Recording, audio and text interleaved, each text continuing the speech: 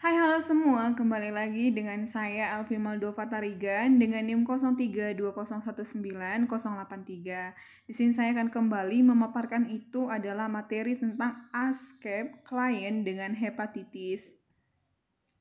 Definisi hepatitis adalah suatu peradangan hati yang antara lain dapat disebabkan oleh virus hepatitis B atau VHB. Infeksi virus ini dapat mengakibatkan penyakit infeksi pada hati yang berpotensial fatal dan merupakan salah satu penyakit yang sering ditemukan dan menular.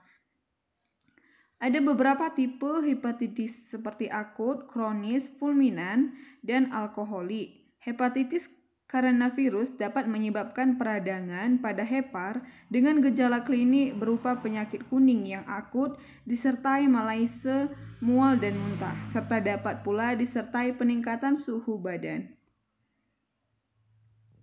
6 jenis virus hepatitis telah diketahui adalah 1.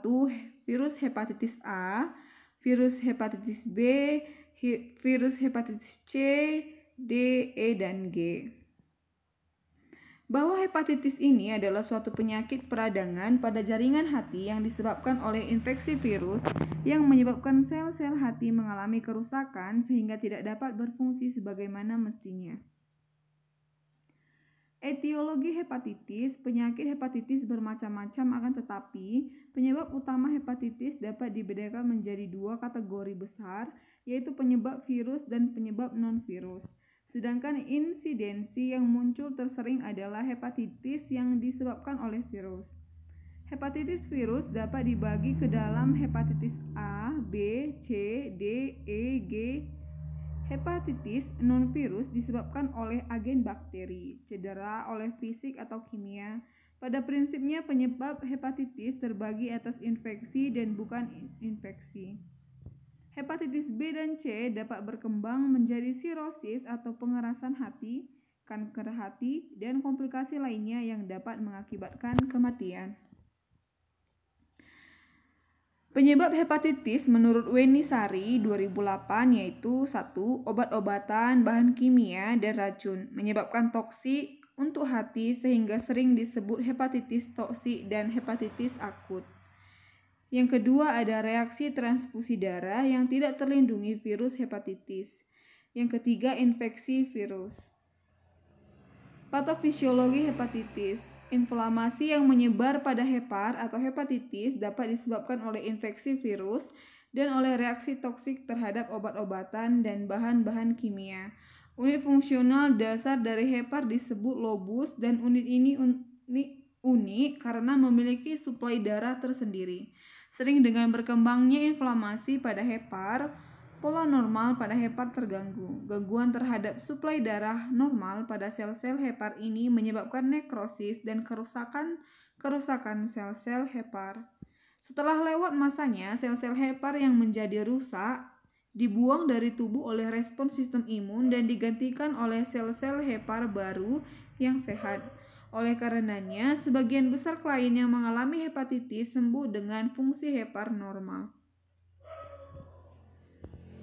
Inilah dia kerangka pathway ataupun kerangka konsep dari penyakit hepatitis virus. Tanda dan gejala hepatitis itu meliputi yang pertama mengalami gejala mirip seperti flu, mual, muntah, demam, dan lemas.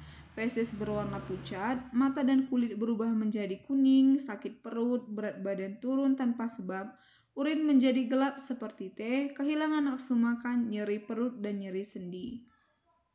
Pemeriksaan diagnostik hepatitis, yang pertama tes fungsi hati. Tes ini dilakukan dengan mengambil sampel darah untuk mengecek kinerja atau fungsi hati. Yang kedua ada tes antibodi virus hepatitis. Tes ini bertujuan untuk menentukan keberadaan antibodi yang spesifik untuk virus HIV, HAV atau HBV, dan HCV. Lalu ada USG perut 5. Dengan menggunakan bantuan gelombang suara USG, perut dapat mendeteksi kelainan pada hati seperti adanya kerusakan, pembesaran, maupun tumor hati. Lalu ada biopsi hati. Dalam prosedurnya, sampel jaringan hati akan diambil untuk kemudian diamati menggunakan mikroskop. Komplikasi hepatitis itu yang pertama ada gagal hati, yang kedua sirosis hati. Yang ketiga ada infeksi lanjutan, yang keempat ada kanker hati, yang kelima ada kolestasis, yang keenam ada glomerulonefritis, yang ketujuh ada serioglobulinemia, yang kedelapan ada ensefalopati hati. Yang ke-9 ada hipertensi portal, yang ke-10 ada porfiria. Penanganan dan prognosis hepatitis ini yang pertama adalah penata laksanaan. Lalu ada kedua prognosis. Sebelumnya itu adalah penata laksanaannya dapat kita ketahui melalui A. Istirahat pada periode akut dan keadaan lemah diharuskan cukup istirahat. B. Diet jika pasien mual. C. Medikamentosa yang terdiri atas 1.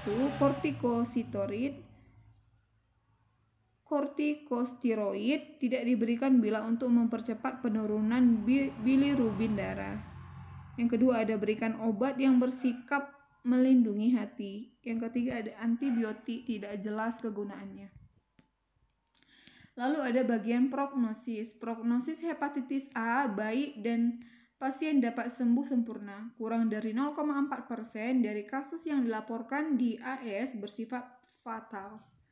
Angka kematian akibat hepatitis fulminan berkisar antara 0,1% sampai 0,2% menurut Krugman 1992. Proses keperawatan itu yang pertama ada pengkajian yang terdiri atas biodata, keluhan utama, riwayat kesehatan, data dasar pengkajian pada pasien dengan penyakit hepatitis. Yang kedua ada diagnosa keperawatan yang terdiri atas gangguan nutrisi, resiko kekurangan volume cairan, nyeri. Yang ketiga ada intervensi keperawatan. Kesimpulannya, hepatitis merupakan suatu kelainan berupa peradangan pada hati yang disebabkan oleh banyak hal seperti infeksi virus, kebiasaan merokok, obat-obatan, dan lain-lain. Penyakit hepatitis sendiri terdiri dari hepatitis A, B, C, D, dan hepatitis E. Hepatitis juga memiliki beberapa gejala klinis yang khas yang akan dialami oleh seseorang yang menderita seperti badan lemah, mudah lelah, nafsu makan berkurang, urin berwarna seperti teh pekat, mata dan saluran badan menjadi kuning.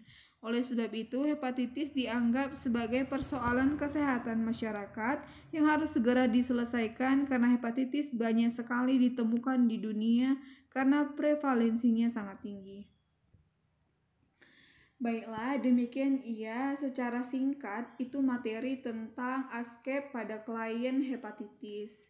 Saya Alwi Maldova mengucapkan terima kasih karena sudah menonton video ini.